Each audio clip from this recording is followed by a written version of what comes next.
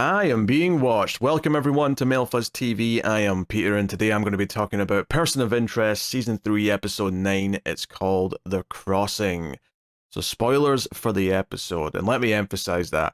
In fact, what's so funny is that when I was bringing the IMDb page up just before I started recording, which I always do just for the title of the episode more than anything, but obviously sometimes there might be some guest characters whose names I won't remember and I can glance over and see it. I just happened to glance at the start of the description for the next episode, and I felt a great sense of relief that I hadn't accidentally done that before I watched this episode, because it spoils what happens at the end. It's so funny, because last episode I was even talking about, oh, this could be where Carter goes. This could be where Carter dies. This is how she leaves the show. Maybe it's going to surprise me and do it halfway through the season. And then obviously it didn't happen, and I felt secure that, okay, well, that's not happening now, she's safe. Which is not to say that I was shocked when it happened at the end of this episode. I wasn't, because simply put, it was too happy. Something bad had to happen. And given the kiss, given the sense of bringing her back to her full like detective status, and even more so, the moment right before where they reenact the first scene they had together back in the first episode, that was a giant bullseye right on her head. Like, instantly. It's the sort of like, and this is not a complaint, I want to make that clear, I'm not complaining right now, but there was a sinking feeling that I was getting towards the end of this episode that things were getting too happy, too saccharine, because something bad was about to happen. And it already kind of pulled that trick earlier in the episode, and didn't give me the bad ending. And by that I mean the Fusco side of things, where in, smart writing, it reminded us not only that Fusco has a son, because it's not like we would have forgotten that, but it reminded us what he looked like. It reminded us how Fusco is with him, so we get a sense of them seeing. And even the moment where Fusco says, hey, your old man's pretty tough, the bad guys want none of me. And then throughout the rest of the episode, Fusco got to prove that he was in fact tough by resisting their torture when he got captured later on. But of course, this all put the kid in danger, so when there's this corrupt cop standing with a gun pointing towards his kid, it was like, oh, this is the payoff for seeing them be happy earlier. Now we have to have the dramatic side of it. We have to have the moment where he's in danger. And we care a little bit because we saw him and Fusco together earlier, so it adds a little bit of extra spice to it. We'd always care that Fusco was in this position, but it makes it hit harder because we saw them be a happier unit together earlier on. So similar with Carter, giving her a lot of big moments with Reese throughout this episode, and even a turn towards the romantic, which I wasn't even necessarily convinced that it was definitely going to go more romantic per se, but more just that the relationship was deepening in some way, and it might not be just as simple as their love interest with each other now. I thought it may be a bit more nuanced than that if it did keep going forward. Obviously, it's not going to keep going forward because she's dead. Carter is gone, and they pulled a big... I'm assuming this was the mid-season finale, back when this was airing. This was probably the episode before the Christmas break, I would assume. I mean, I don't know for sure, but it seems like a good one to leave it on. The sound of the phone ringing with Finch ignoring the phone from the machine with a number of some kind, because this tragedy's just happened, and the phone ringing out as we go to credits, also, it was perfect. It wasn't groundbreaking, and in a way, I kind of knew the phone was going to keep ringing. It was the perfect way to like punctuate the ending.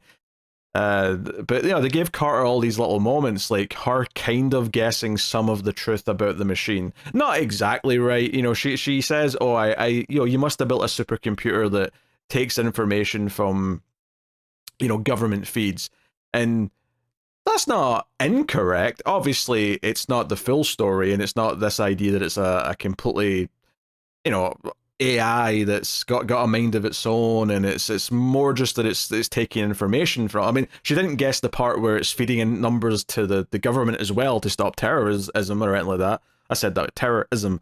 So she didn't get everything, but it did show how capable she is, how smart she is, and she got to have that little moment with Finch. And in hindsight, that's her goodbye with Finch.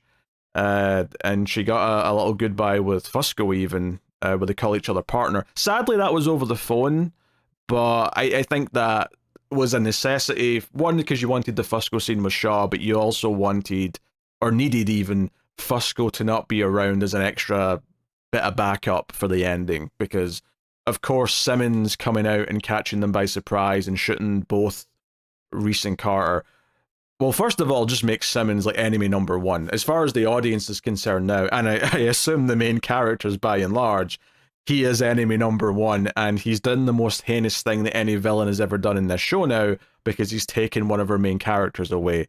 And that really hasn't happened yet, not to this extent. And I don't expect it'll happen again to this extent until maybe the end of the show, to be honest, at this point.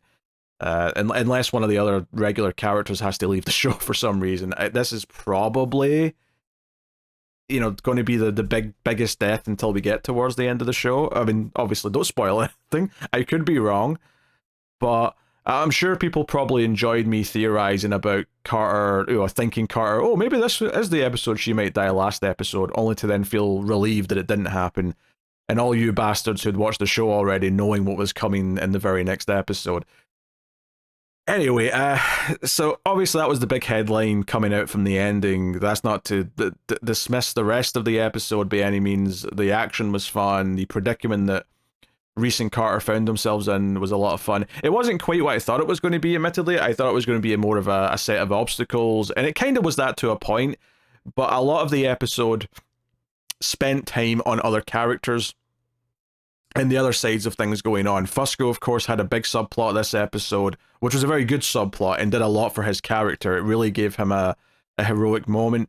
It gave the actor a chance to do some stuff that he's never done before. Between the emotion when he thought his son was about to be killed and he was begging for them not to do it, but the look on his face as he strangled his captor, right, when he breaks out and grabs him and strangles him, the look on his face as he's like finally killing him, and then the release of that face as he's able to finally let the tension go, I thought was great. He looked demented. He looked like a man possessed in the moment, and it makes sense. Of course, he has so much adrenaline and anger flowing through him. These people, like, almost killed his son. Of course, he feels that way. Like I said, much like the ending, some details like the phone ringing were a little like predictable, but in a good way. And I do mean in a good way, where it just made the most sense. It was the same thing with Shaw saving his kid, right? Like the whole idea of the gunshot, a moment of silence, I'm like, we're going to hear Shaw's voice. That's going to be the reveal, is that she saved the kid, which I loved. Obviously, it pays off that we had a bit of comedy with Shaw and Fusco earlier, with them being this odd couple and not liking each other very much. Her being the one tasked to go save him, because, well, it's like, well, Carter and Reese are on their own now, because you're going to have to, Fusco's got no help. You have to go help him. But ultimately, when she couldn't find him, she made the realization that his son would probably be targeted. And she got that realization from Buzz from Home Alone, of all people, who I only recognize because he had a cameo in the last Home Alone movie, which I did on a movie show over on the movie channel. We did all the Home Alone movies last Christmas, all the bad ones included. And he popped up in the newest one, and that's the only reason why I know what he looks like. And he's, early 40s or whatever he's now. But but he had a line where, he'll go after my family if I cross him, speaking about Simmons, and that clearly made Shaw realize a place where she might be needed. So the part of this, though, that I didn't see coming, which was, I thought, exceptional, is, she keeps talking to Fusco on the phone when the other guy's got the phone up to his ear, and he doesn't know, of course, that things have went awry. And she just explains to Fusco that it was either you or your son, and I figured you'd want me to make this choice to come and save him. And Fusco, with tears in his eyes, says that she did good and thanks her. It's a really good moment, and it's a really interesting wrinkle, and it's a good moment for both characters. I mean, Fusco gets a lot of great stuff here, between being brave, breaking his thumb to get out, not giving the location of the evidence, which is what they wanted the whole time. But then Shaw here, let's not gloss over the fact that Shaw, we've recently been talking about how she doesn't feel things, right? She's a bit of a sociopath, but they're kind of there deep down, and that was her whole episode with the kid who wanted to be a spy, right? she went to protect Fusco's son, and yeah, okay, you could say she made it as a logical choice, but I think it kind of shows that she understands that to Fusco, the survival of his son is more important than the survival of himself. I think that shows some growth from on her part as well. I think this is an equally good bit, and then of course the final thanks when they're in the car at the end. And he turns around, he makes a little quip, of course, but he turns around and gives her a very genuine thank you. And she just puts her feet up and tells him to drive. Where he's taking her, I don't know. Maybe she just wants a lift somewhere. But it felt like a good bit of character growth for her as well. And Fusco gets a lot of big moments. And, you know, one of the things about this first chunk of the season is that Fusco, in a lot of ways, has maybe been a little bit sort of left behind. We've had Shaw to deal with, we've had a lot of Carter stuff, understandably, because it's clearly been building up to her ending. It didn't leave a whole lot of time for Fusco in these past 8-9 episodes. So giving him this big story this episode really felt like it gave him a lot back in terms of how important he is to the show, and gave him some real meat to work with. And I think it was nice to do that in the episode that Carter's leaving, because it does sort of establish they're both, you know, they're partners, right? We think of them as some way as a pair, even though they didn't start as partners, of course. But there was a lot of, like, you know, one of the very early developments in the show was Reese and Finch making sure Fusco was positioned right next to Carter to keep an eye on her, and that relationship evolved from there. It's had its ups and its downs, and giving him this story the same time she's getting her big exit is kind of a reminder that how great a character he is, to try and maybe soften the blow a little bit that we're losing Carter. So yeah, that stuff was all great. It was really effective. I mean, the stuff between Reese and Carter specifically is definitely interesting. I was definitely, as soon as they started comparing their wounds and their scars, you know, it reminded me of a scene from Lethal Weapon 3 of all things, where Riggs and Rene Russo's character, whose name I can't remember, start comparing bullet wounds and scars, and they end up, you know, having sex after that. And I didn't think it was going to end up with them having sex in the morgue, of course, but it did kind of feel like, oh, this is getting intimate. They're kind of like revealing their wounds. They're being vulnerable. It feels like it's going to a place. And then, of course, they're talking about their closest calls, and it's very interesting that for both of them, it wasn't their near misses in war. It wasn't her being with a guy who got killed with a landmine that gave her one of her scars. It wasn't the stabbings or bullet wounds that Reese has. For both of them, their closest calls were something different. There was something more personal. For Carter, you know, she says she had a big scar across, you know, her abdomen, but then she's like, oh, it was a C-section, you know, like, you know, it was a scary moment, and then it turned out one of my best moments. And then Reese, responding to the same question, reveals that, you know, he takes out the bullet that he was going to kill himself with, and explains that, you know, he was picked up after getting into a fight in the subway, and then, you know, Carter kind of like gave him the little push I needed right then and there to not just leave the world, like to give him a little bit of a talk. And obviously they set that up as well. Again, the writers here are smart to like sort of like bring things up naturally. Like, you know, when they were in the subway earlier, when they were on the run, they made a little quip about, oh, hey, it's like the time we first met on the subway. Hey, it makes me nostalgic. You know, they kind of brought it up, and, you know, so they're in this position where they're kind of like cornered in, bad guys are on their way, and they're doing this comparing stories thing, and it leads to him basically saying that Carter saved his life. That, like, she kind of get, not that he fell in love right there and then and whatever, but it was the start of something, and that she's responsible for a lot of what he is now. And he leans in and kisses her, and it's a very nice kiss. And what I mean by that is that it's not some, oh, it turns into a sappy makeout session. It's not music swells and they're clearly in the throes of passion. It's a very delicate, simple kiss where he pulls back from it relatively quickly. Like, you know, they're not swapping spit here, and they both have a moment to kind of contemplate what just happened. And there's that question of, hey, if we don't make it out of this, we'll never be able to talk about this or explore what exactly we just went through. And of course, at the end of the episode, Reese is starting to get a little sappy again just before they get shot. But the kiss was the moment. The kiss was the moment where I felt like, oh, I think she's gone soon. Maybe it wouldn't be this episode, but it feels like soon. It feels like we're only making this big step in changing their relationship because it's about to change, like, even more significantly. So, yeah, it started this sort of, like, in the pit of my stomach. I'm like, okay, everything they're threatening the characters with right now is not going to be an issue. They're going to make it through that, but there's going to be something at the end. And it being Simmons being petty that the entirety of HR gets taken down because, Carter takes Quinn to the FBI. It all happens. That gets her reinstated as a detective, like, all these other things. Oh boy, a lot going on, a lot of excitement with all that. Obviously, the big thing as well is that the machine actually gives Finch Reese's number because there's a hit out on Reese. Very John Wick. Well, it's the end of John Wick 2 getting into John Wick 3. The idea that everyone's like got a hit on Reese, just like John Wick. And some gangs kind of get involved a little bit. And of course, some corrupt cops. There's a whole bit in an ambulance where this is where Fusco gets kidnapped because he basically helps them get through a roadblock, and that leads to them nabbing Fusco. I suppose the other big thing that I actually want to talk about in this episode, though, is Root and Finch. Specifically, this idea that when they realize they're a little bit understaffed, to put it mildly, with helping people, and that, Reese and Carter are in a bit of a pickle.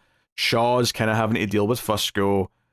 Shaw, early on in the episode, just flat out says, why don't you ask the machine? It's specifically when Quinn steals Reese's phone and smashes it, so Finch can't talk to him and therefore doesn't know his location. So it's kind of hard to send Shaw and Fusco to a good place. Shaw actually suggests, why don't you ask the machine for his location? The machine will know where he is because he'll be on camera somewhere. Get the machine to talk. And Finch kind of, he bottles up a bit and says, I don't talk to the machine. The machine does not talk to me. That's not how this works. And Shaw hits back with, the machine talks to her.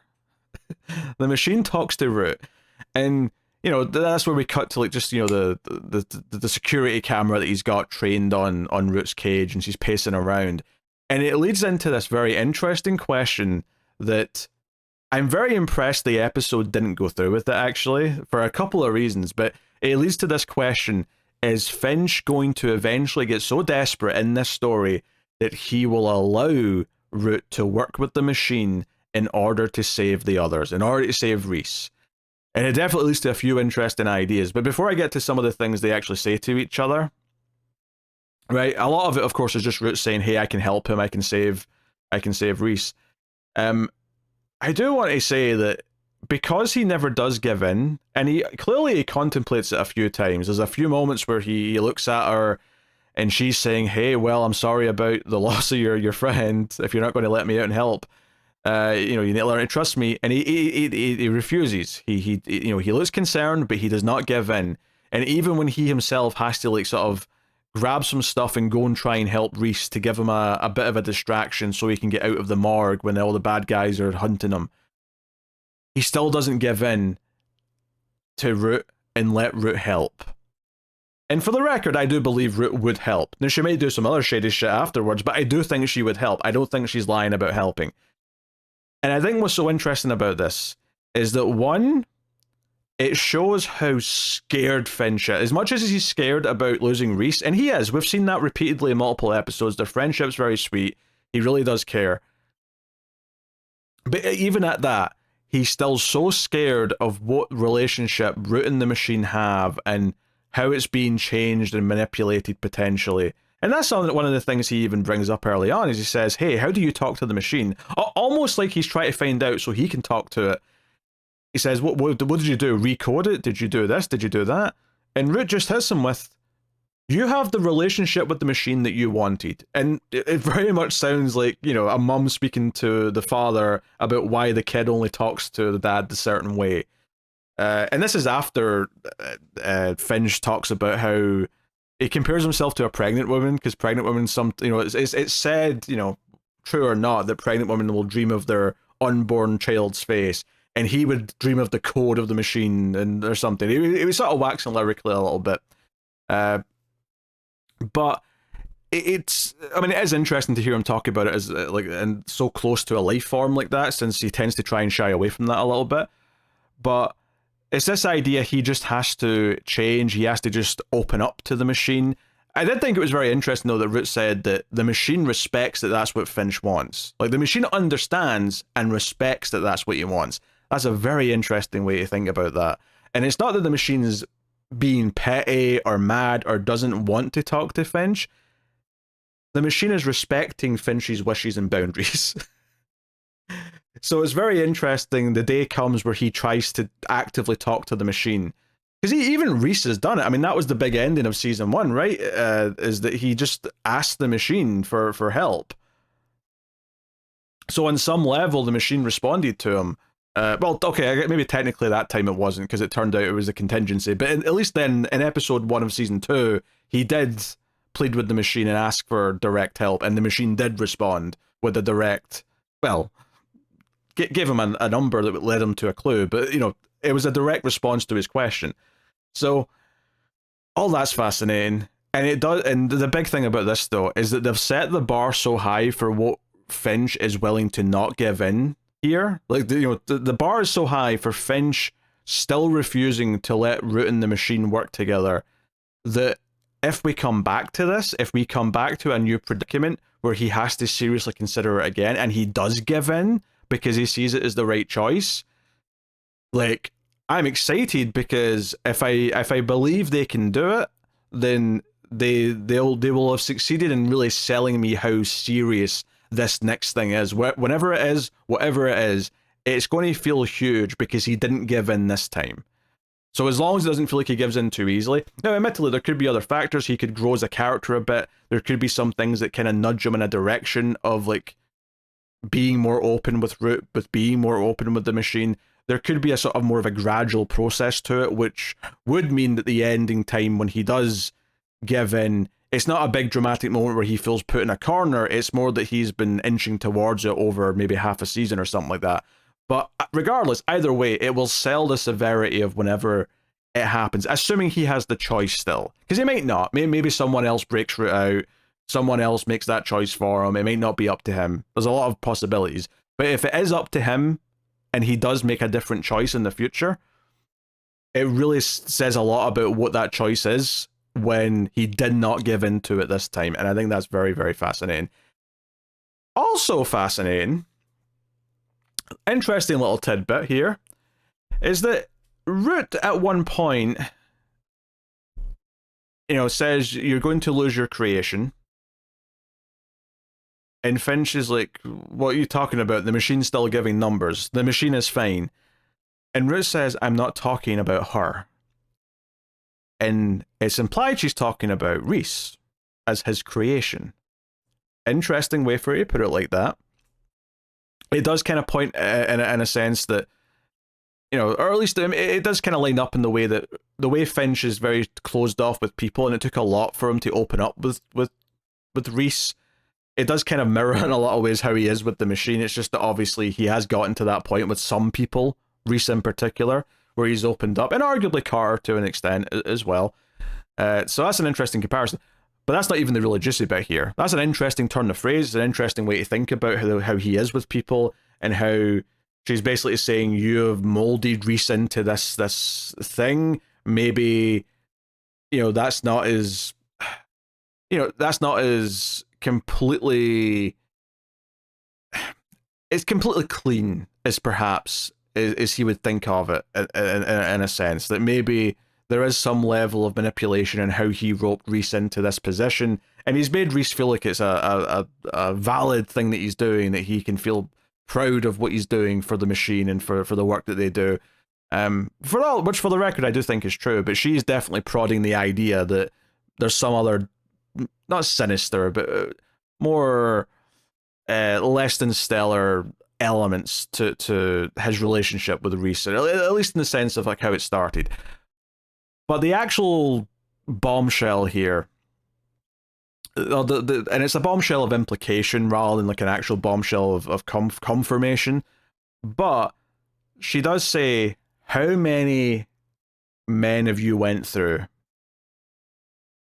Reese most definitely isn't your first, was it monkey helper? Or helper monkey, I think she calls him. So how many men have you went through? And it poses this thing where I think because of the flashbacks in season 1 and 2 and the way they kind of wrapped up and the way we saw that moment where Finch was at the hospital kind of vetting Reese and was kind of looking for like a candidate, as it were, it did kind of feel like there wasn't that much time between them. So I don't think the possibility that there was like a failed Reese ever really crossed my mind. But this line of dialogue and Finch's reaction to it kind of suggests there's at least one, right? I don't think there's going to be a huge list, but it seems like he might have enlisted someone and got them killed. I think the way he said, the way Root said, he isn't your first helper monkey, made me think of what's Ingram, right? It made me think of Ingram, and that's who she was kind of referring to. But then, of course, the next line put me away from that and made me think, no, there was a failed Reese. There was a failed man in the suit who maybe died in the first, second, third mission that he was on. And it would add a little bit of weight to how worried Finch gets every time Reese does go off comms or is maybe in a bit of danger, where he starts yelling Mr. Reese over the comms, because it does make you think that, oh, maybe the added element here is that he did lose someone like this before, and it makes him panic every single time he loses contact, and it makes him kind of freak out a little bit. That's very interesting, and I do wonder, I don't suspect there's going to be like a huge dark revelation with this, but the idea that this element of guilt might be on Finch's shoulders, at the very least I could see maybe an interesting confession scene where Finch kind of opens up to Reese and admits that there was someone before him that didn't work out. I could see that being an interesting scene where he kind of, because Finch is so closed off that any moment, any like, in the same way that Reese and Carter were being vulnerable with each other in this episode, anytime Finch actually allows vulnerability in himself to another human, it feels like a big deal. And I think that would feel like a big deal if he opens up about that. It could even be next episode. Well, Reese is recovering and pissed off that Carter's dead. Like, it could be a moment of trying to bond or something. But a lot of excitement going in. That's basically felt like a season finale. It almost, yeah, like it felt like all the little things that were kind of like setting up before Carter died, like all the little happy moments, her like guessing about something about the machine, having her goodbye with Fusco, with Finch, with Reese. All of it felt like this was her series finale. It wasn't everyone else's series finale. They've got more to go. They've got another 2 seasons, give or take, to do stuff with. But for her character, if you just put all of her scenes in the series finale of a show, it would feel like they belonged there. And it's interesting. It makes me think that a couple of the moments that are here, like let's say they didn't have to lose her, they didn't have to write her off because she was leaving the show, I think it would be very interesting to think about that a couple of the scenes they had with her here would probably just be in the final episode of the whole show in general, in some form. But, I mean, again, this is all theorizing. This is all just kind of thought process, thinking about the writing of the show and kind of where some of these ideas came from. It's possible they wouldn't even be able to do a lot of the scenes that I'm talking about because of where other characters are, what they're doing when the finale actually does come around. But very interesting. I guess another thing I should probably talk about here, just to pivot back to kind of towards the start of the episode a little bit and back to Simmons, is that while Simmons has been an evil character for a long time now and he's always felt like a bad guy, and he's obviously ordered people to kill others, he's been involved in a lot of murders and covering up of murders and stuff like that. I think, was this the first time I've seen him actually just flat out murder someone? Like on camera, he's done it himself. It might be, and if it isn't, if I'm forgetting something, then it certainly felt like a big deal that he murders a judge just because he thinks the judge isn't trustworthy. He'll squeal. He'll crash under pressure. He'll reveal stuff. He has too much information, so he just like murders the judge and says, "We're going to come up with a story to fix this and deal with it." You know, that felt like a really sinister thing. And again, it was almost like it was telling the audience, this is how dangerous he is. In fact, everything in this episode was telling us how dangerous Simmons actually is. Between the cop being scared that he'll go after his family, him actually ordering Fusco's kid to be killed. In fact, that's actually what's so good about the ending of him like showing up out of like just spite and vengeance to kill Carter and the man in the suit, is that all the stuff with Fusco felt like it was already the payoff to like setting up how bad he was. Like, you know, between the killing the judge and the cops being scared that, you know, he won't even talk to Shaw with the grenade in his hand, because even though he's scared of dying, he's more scared of Simmons going after his wife and his sister and the people around him, right? All of that is really selling how dangerous Simmons is. And I think on a subtle level, even if the audience isn't thinking about it, although I'm thinking about it because I'm a weirdo who thinks about this as I'm watching stuff, I'm like, okay, this is all here to sell us the threat that he means what he says when he's threatening Fusco. So we can buy into and invest in the idea that Fusco and or his son is in real danger because Simmons is that bad. It's there to make that stuff feel like it's real, like it could happen, and that we could lose a main character. And then, of course, it turns out, and it works out all right in the end, right? Shaw saves the kid, Fusco saves himself, boom. But it feels like the threat that it was trying to build by selling Simmons as that big bad had already been paid off because we got extra tension out of all that stuff. So the fact that it actually then pays off again with the ending of like him actually going through with murdering someone, it ramps up what they were already building, and that it actually proves that all the fear about him was right. Because we've actually lost someone significant now.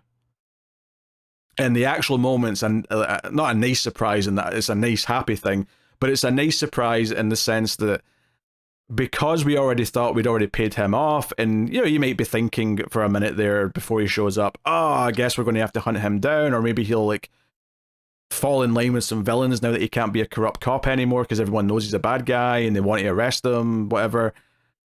Him showing up out of nowhere is a genuine, like, real payoff when you already thought the payoff happened, and that's what makes it smart writing. So for as much as like there's little moments where I said, oh, it's kind of predictable Shaw's going to respond on the phone after the gunshot, or it's maybe a little predictable that the phone is going to ring out at the end because it's just a really good, obvious thing to do to like end the episode in a sort of really down note, right? That fits the moment. I especially love the like it cuts to a security camera of like Carter dying at one point during the scene, and it just really sold this idea that the machine is also watching this play out. That the machine also cares and also is losing someone who's an ally. I think that's a very interesting thing to think about as well. But yeah, Simmons actually, all the threat and all the promises that he was dangerous throughout the episode, you thought they circumvented it, and not in a way that made you feel like, oh, it was toothless, he was never actually going to win. The end of the episode actually said, no, he does actually get to kill someone. He was dangerous, and now he's a threat worthy of really rooting for the team to go after. It kind of like, again, it goes back to what I was saying about some plots that we've had recently where the build-up was all right, but when it started to pay off, it paid off in spades, and all of a sudden things were great by the end of a storyline. This isn't quite the exact same, but it does feel similar in the sense that Simmons, for a lot of the show, has been a solid like B-tier villain who serves his purpose as part of HR. He interacted with Fusco a lot in the early seasons, and he's kind of leveled up a little bit throughout the show, but this made him feel like a big deal now. Like he's not just the HR guy anymore. This made it feel personal, and that makes it exciting to see the characters want to go after him. So if it wasn't obvious, this was an excellent episode. This was an episode that was paying off character bets. It gave, you know, impressively, this episode, it gave us good, solid character moments and development for 6 main characters. Reese and Carter, often as a pair and off each other. Finch and Root, again, kind of as a pair, but both had solid moments. And then Fusco and Shaw. Like, all of them kind of paired up were able to have great character development, either with each other or kind of in the vicinity of each other. Really well written episode. Yeah, like, there's really nothing. Yeah. One little funny moment I'll point out is when Finch arrives at the morgue and tricks the HR cop at the front door. He says that Simmons sent him, and he's like, "Oh, I don't know who you are. Who are you?" And Finch says, "I'm the guy that's about to catch you when you fall," and he tasers him, and then proceeds to not catch him. And then makes a little comment about how he's too slow or whatever. Like, but he meant to catch him. I thought that was quite funny. And it's not an episode that has a ton of levity, but the little moments are welcome and do add a lot to what's going on. So yeah, excellent episode. This last pair of episodes was phenomenal. It's kind of the show operating at its best. And what's so good is that very little of these 2 episodes were even about the machine, and that tends to be the stuff that I love the most. There's a little bit of it in this one with Root and Finch talking to each other, but not a great ton of it. So very good. I also really like that Carter's final lines as she's dying. One, of course, is that she immediately wants to see her son, and in hindsight, actually showing her like have that phone call with her son last episode, which, because this was effectively a 2-parter in many ways, also kind of like sells the big deal of this, and it also means that those flashbacks and setting up the kid's dad would be there to take him in also gives him a place to go. So many things just felt like they were coming together in a way where it was like, okay, everything we did over these 2 episodes was about setting up for her exit, and very well done. So yeah, obviously I'm excited to see what we do next episode and where we go, and how much of a Terminator Reese becomes looking for Simmons, because I suspect he's going to be mighty pissed, especially since he was making these confessions towards the end about how, if I'm going to go, I'm glad it was with you, and there's no one else I'd rather be around, and rough stuff. In fact, in hindsight, again, this is good writing, that there's things earlier in the season that feel like they were seeding certain things. There was that moment where Lasky said, something about, "Oh, I don't think he's your boyfriend." In hindsight, after this, and this little couple of moments before she dies, it's like, oh, that was almost like just getting the audience thinking about it. Like, is that something that we consider? Obviously, there's a lot of respect there, but hey. That's my thoughts on this week's Person of Interest. You can, of course, let me know what you thought of the episode in the comments, like, subscribe, all the usual stuff. And of course, the important thing is, if you want to support everything, you can do that over at patreon.com/MailFuzzTV and get some bonuses. You won't get anywhere nearly as many bonuses, but you can also support via YouTube membership if that's more your thing. Either way, any help, no matter how little, is very much appreciated and helps keep everything coming. So thank you very much for joining me. I always appreciate it. Keep watching TV. Have you got any vanilla?